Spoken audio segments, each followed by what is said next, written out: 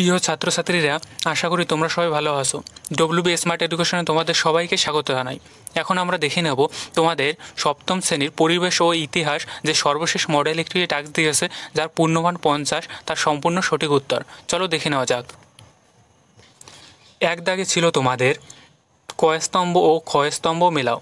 দেখো এখানে 4টা প্রশ্ন রয়েছে, সেখানে তোমাদের প্রত্যেকটা 4 মার্ক করে রয়েছে মিলানো। তাহলে দেখো একের এক কী আছে, খলিফার অনুমোদন হবে কি ইলতুমিশ, সিজদা ও পাইসব হবে কি গিয়াসউদ্দিন বলবন, বাজার দর নিয়ন্ত্রণ হয়ে যাবে আলাউদ্দিন খলজি, আর আমুক্ত মাল্য হয়ে যাবে কৃষ্ণদেব রায়। তাহলে এটা ছিল একের সঠিক উত্তর।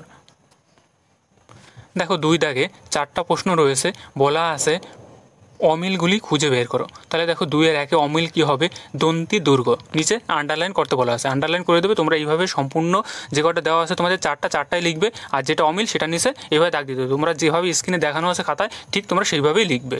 পরে দেখো 2-এর 2 কী হবে, কৌনস, 2-এর 3 হুলায়ুত, আর 2-এর 4-এ হবে বৈরম খা। এবার দেখো তোমাদের 3 দাগে তোমাদের 4টা শূন্যস্থান রয়েছে এবং প্রত্যেকটা 1 মার্ক করে রয়েছে। বলা আছে দেখো শূন্যস্থানগুলো পূরণ করো। দেখো শূন্যস্থানে কী আছে সেটা আমি বলে দিচ্ছি। গিয়াসউদ্দিন বলবন, আর কী হবে শামসুদ্দিন ইলিয়াস শাহ, আর হবে 3-এ হবে পেজ, আর 3-এর 4-এ হবে দেখো বানিহাটি ও তালিকোটার যুদ্ধ। তাহলে এখানে তোমরা সম্পূর্ণ দেখো প্রশ্নটা লেখা আছে, যেভাবে লেখা আছে তোমরা সেইভাবে ঠিক লিখে দেবে। 4-এ তোমাদের রয়েছে সত্য মিথ্যা। দেখো 4-এর 1-এ কী আছে, ডাক ও হুলিয়া ব্যবস্থা চালু রাখে শের শাহ। তাহলে এটা হয়ে যাবে সত্য। তোমরা সম্পূর্ণ প্রশ্ন লিখে বক্স করে সত্য মিথ্যা লিখবে, তাহলে তোমাদের সম্পূর্ণ মানে ভালো মার্ক পাবে তোমরা। তারপরে এখানে কী আছে, 4-এর 2 1576 খ্রিস্টাব্দে হলদিঘাটির যুদ্ধে আকবর রানা প্রতাপকে পরাজিত করেছিলেন। এটাও হয়ে যাবে সত্য। তোমরা অবশ্যই আমাদের চ্যানেলটিকে সাবস্ক্রাইব করে দেবে এবং তোমাদের বন্ধুদের সাথে ভিডিওগুলি শেয়ার করবে। দেখে নাও 4-এর 3 বলা আছে মনসবদারি ও জায়গিরদারি ব্যবস্থা বংশনাকর্মী ছিল। তাহলে এটা হয়ে যাবে মিথ্যা, বংশনাকর্মী ছিল না। রাজিয়া তার মুদ্রায় নিজেকে সুলতান বলে দাবি করেছিলেন। তাহলে এটা দাবি করেছেন, তাহলে এটা হয়ে যাবে সত্য। এবার তোমাদের সংক্ষিপ্ত উত্তরধর্মী প্রশ্ন।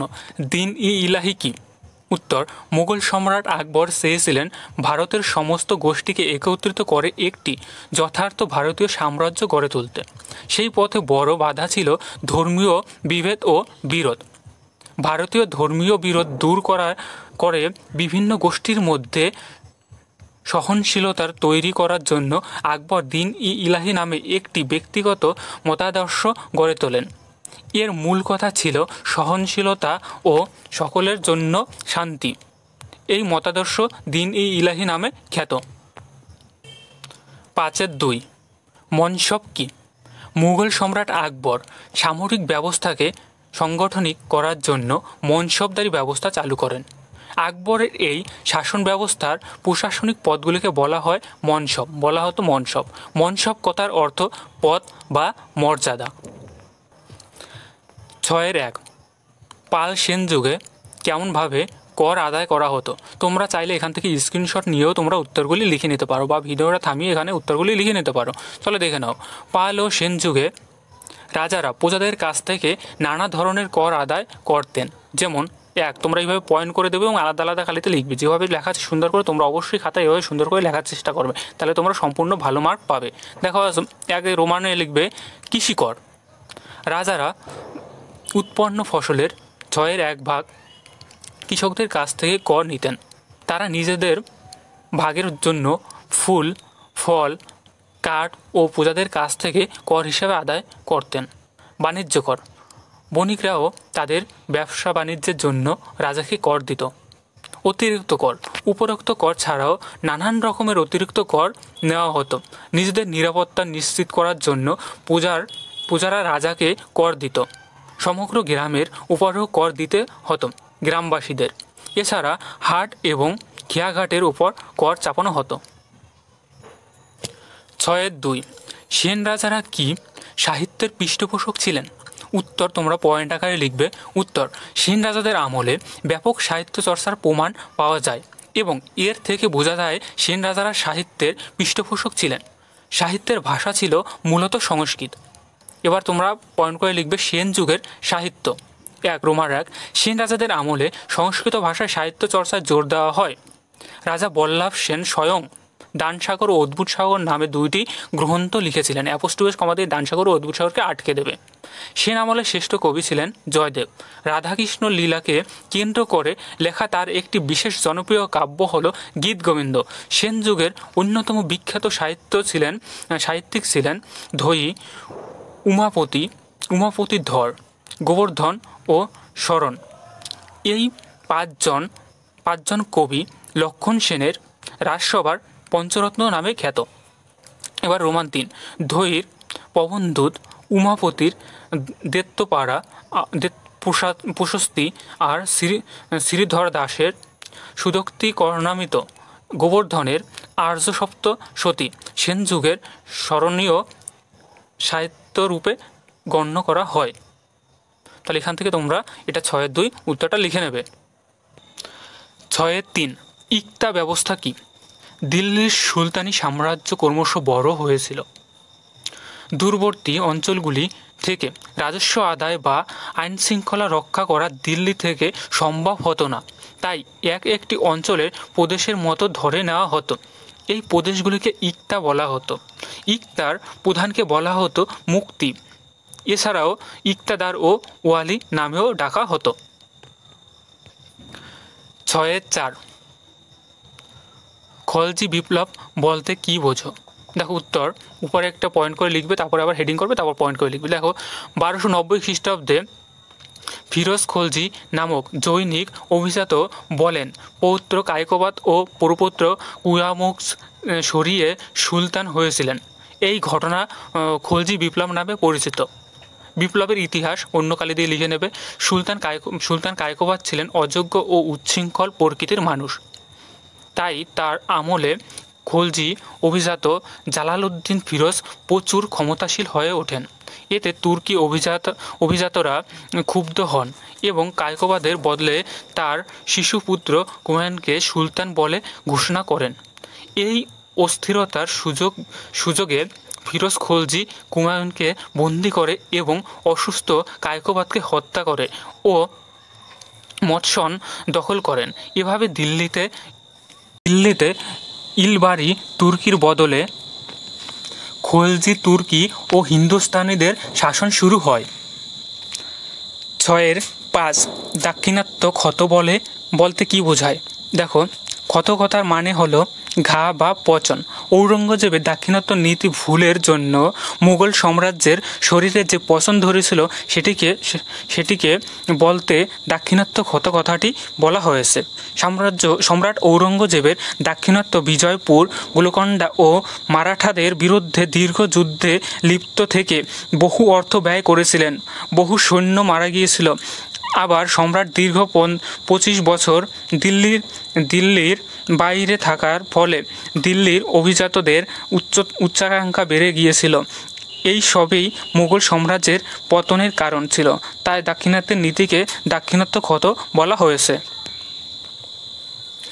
7-1 বখতিয়ার খলজির বাংলা আক্রমণের পর বাংলাতে কী পরিবর্তন ঘটেছিল? তুর্কির সেনাপতি ইখতিয়ার উদ্দিন মোহাম্মদ বিন বখতিয়ার খলজি নদিয়া দখল করে বাংলার তুর্কি শাসনের সূচনা করেন। তুর্কি আক্রমণের বাংলার দখল হেডিং করে দেবে। গজনির শাসন মোহাম্মদ ঘুরির অন্যতম সেনাপতি ছিলেন বখতিয়ার খলজি। তুর্কি সেনারা যখন বাংলার দিকে অগ্রসর হন, বাংলার সেন রাজা লক্ষণ সেন তখন নদিয়া প্রাসাদে ছিলেন। তুর্কিদের আকস্মিক আক্রমণের ভীত হয়ে লক্ষণ সেন নৌকা যোগে নদিয়া ছেড়ে চলে যান। তুর্কিরা বিনা যুদ্ধে নদিয়া দখল করে। এভাবে বাংলায় তুর্কি শাসন শুরু হয়। দ্বিতীয় পয়েন্ট, রাজধানী স্থাপন। নদিয়া দখলের পর বখতিয়ার খলজি লক্ষণাবর্তী শহর দখল করেন। এখানেই তিনি রাজধানী স্থাপন করেন। সমকালীন লেখকরা এই শহরকে লক্ষণৌতি বলে উল্লেখ করেছেন। দেখো এখানে তোমরা ভিডিও পজ করে তোমরা এখান থেকে লিখে নিতে পারো। দেখো রাজ্যের সীমানা। লক্ষণাবর্তী রাজ্যের সীমানা উত্তরে দিনাজপুর জেলার দেবকোটার থেকে রাজপুর শহর, দক্ষিণে পদ্মা নদী, পূর্বে তিস্তা ও কাটোয়া নদী এবং পশ্চিমে বিহারের কিছু অংশ পর্যন্ত প্রসারিত ছিল। শাসন ব্যবস্থা। বখতিয়ার খলজি বাংলায় তার দখল করার অঞ্চলকে কয়েকটি ভাগে ভাগ করেন এবং প্রতিটি ভাগের শাসন দায়িত্ব একজন করে অনুগত তুর্কি সেনাপতি অর্পণ করেন। তার উদ্দেশ্যে লক্ষণবর্তী নতুন রূপে সেজে উঠেছিল। খলজিরা লক্ষণবর্তীতে সুদৃশ্য মসজিদ ও মাদ্রাসা ও সুফি সাধকদের আস্থানা তৈরি করে দেন। 7.2 কৃষ্ণদেব রায়কে কেন বিজয়নগরের শ্রেষ্ঠ শাসন বলা হতো? দেখো এখানে তুগলক বংশের শাসক কৃষ্ণদেব রায় ছিল বিজয়নগরের শ্রেষ্ঠ শাসক। কৃষ্ণদেবের আমলে বিজয়নগর রাজ্য দক্ষিণ ভারতের কর্তৃত্ব করেছিল। রাজনৈতিক ও সাংস্কৃতিক দুদিক থেকেই বিজয়নগর এই সময়ে গৌরবের শীর্ষে উঠেছিল। তার শ্রেষ্ঠতার দিকগুলি হলো, দেখো শ্রেষ্ঠতার দিকগুলি পয়েন্টগুলো করে লেখা আছে, 1, 2, 3 করে দেখো। রাজ্য জয়। কৃষ্ণদেব ছিলেন সুযোদ্ধা ও দক্ষ সেনানায়ক। তিনি উড়িষ্যার বিরুদ্ধে অভিযান চালিয়ে কৃষ্ণা নদীর পর্যন্ত ভূভাগ দখল করেন। রায়চুর দুর্গ দখল, গুলবর ধ্বংস ইত্যাদি তার সামরিক দক্ষতা নিদর্শন। তার রাজ্যসীমা পূর্বে বিশাখাপত্তনম এবং পশ্চিমে কোঙ্কণ এবং দক্ষিণে সমুদ্রের তীর পর্যন্ত প্রসারিত ছিল। সুশাসক।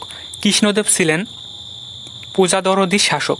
কৃষির উন্নতির জন্য তিনি সেচ ব্যবস্থা উন্নতি ঘটান। পতিত জমির সংস্কার করে চাষের যোগ্য করে তোলেন। প্রজাদের উপর থেকে বিবাহ করের মতো অন্যায় কর তুলে নেন। সাংস্কৃতিক মানসিকতা। রাজা কৃষ্ণদেব রায় ছিলেন শিল্প, সাহিত্যিক ও সঙ্গীতের অনুরাগী। তিনি আমুক্তমাল্য নামে তেলুগু ভাষার একটি গ্রন্থ লিখেছেন। পণ্ডিত ও গুণীদের তিনি মর্যাদা দিতেন। তার রাজ্যসভায় 8 জন বিখ্যাত পণ্ডিত ছিলেন। এরা অষ্টদিগর্জন নামে খ্যাত। তিনি নাগালপুর নামে একটি সুন্দর শহর নির্মাণ করেন। এছাড়া কৃষ্ণ মন্দির, হাজারস্বামী মন্দির, বিকট মন্দির ইত্যাদি তার স্থাপত্য প্রীতির অন্যতম নিদর্শন। এটা তোমাদের সর্বশেষ প্রশ্নের উত্তর। শেরশাহের যে কোনো 2টি প্রশাসনিক সংস্কার সম্পর্কে সংক্ষেপে লেখো।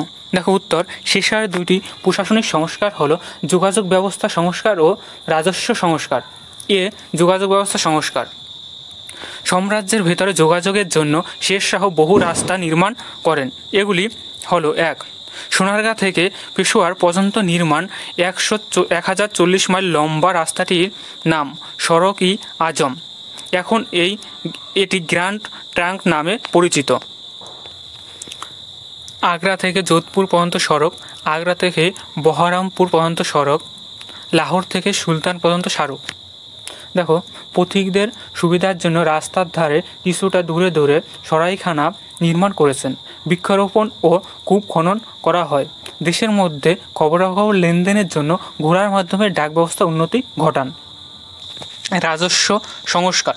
শেরশাহের রাজস্ব সংস্কার মূল লক্ষ্য ছিল কৃষকদের স্বার্থ রক্ষা করা। জমি জরিপ। তিনি অধিকাংশ জমি জরিপ করেন। জমির মাপ, উৎপাদন শক্তি ইত্যাদি বিবেচনা করে রাজস্ব পরিমাণ স্থির করেন। ভূমি রাজস্ব। উৎপাদিত পণ্যের 3/1 অংশ বা 4/1 অংশ রাজস্ব হিসাবে আদায় করা হয়। দুর্ভিক্ষ বা প্রাকৃতিক বিপর্যয়ের সময় রাজস্বের হার কমিয়ে দেওয়া বা রাজস্ব মকুব করার ব্যবস্থা রাখা হয়। কৃষকদের অধিকার রক্ষা। শেরশাহ কৃষকদের অধিকার রক্ষা আইনসম্মত ব্যবস্থা করেন। জমিতে কৃষকদের নাম, অধিকার ও রাজস্ব পরিমাণ উল্লেখ করে সরকার কৃষককে পাট্টা নামে একটি দলিল করে দেয়। কৃষকও তার খাজনা প্রদানের অঙ্গীকার করে সরকারকে কাবুলিয়াত নামে একটি দলিল দেয়। দেখো, এই ছিল তোমাদের সপ্তম শ্রেণীর সর্বশেষ 50 মার্কের ইতিহাসের সম্পূর্ণ যে উত্তর সেগুলি। তোমাদের ভিডিওটা ভালো লাগলে অবশ্যই তোমাদের বন্ধুদের সাথে শেয়ার করবে এবং আমাদের সাপোর্ট করার জন্য আমাদের চ্যানেলটিকে অবশ্যই সাবস্ক্রাইব করে রাখবে।